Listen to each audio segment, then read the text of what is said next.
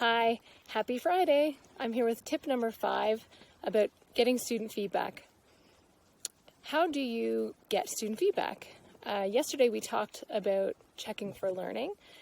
That's one way for us to get feedback that helps inform our teaching. Another way is to explicitly ask students to give us feedback about our teaching, our course content, and materials. You can do this on your own. It can be a little bit vulnerable for us to ask our students for feedback, especially if we're not used to doing that or if we're feeling a bit uncomfortable. Like right now, if you're trying new things with teaching online, for example, it might feel quite vulnerable to open yourself up to student feedback. But what I'd like to do is suggest that there are many ways for you to get student feedback that will be helpful to you and your students without putting yourself in a tricky situation. So we want feedback to be uplifting, supportive, and forward-focused. So one of the ways you can elicit effective student feedback that's forward-focused is to ask forward-focused questions. And that's a very simple way for you to do this. If you're new to asking your students for direct feedback, you can start very simply just with one question or two questions that you want to be very strategic about. So you could focus in on one element of your course that you're wondering about. You could focus on something that the students are not performing well in and looking into that a little bit more deeply to see if there's anything you can do to improve that situation or to make it better.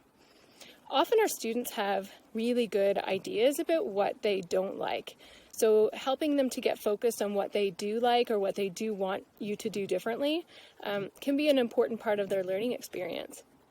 It can also help to inform what you do next. If you're not super comfortable with getting the feedback yourself, or if there have been any conflicts or challenges with students already giving you negative feedback, you might want to involve somebody else who's a bit more impartial or considered neutral to your students. You can consider asking a colleague to step in and to ask some questions that you create together.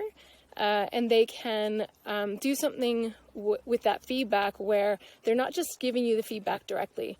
So they can take the feedback away, they can look for themes and forward-focused suggestions that the students have given that can help you to focus on what you want to do next. So that can be really helpful. The other thing that you can do with that is you can trade off. So you can go into their class if they also want to get some feedback. This also helps the students to feel safe to give more honest feedback.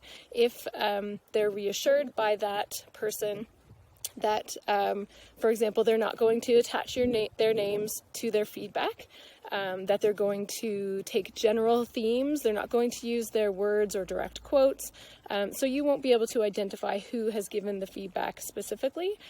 That can also help to get real feedback and meaningful feedback from them that's not filtered or where they're not just trying to protect you or your feelings. So I hope that's helpful to you, and if you have any more questions, please comment below this video and let me know what questions you have about getting student feedback that's effective and meaningful.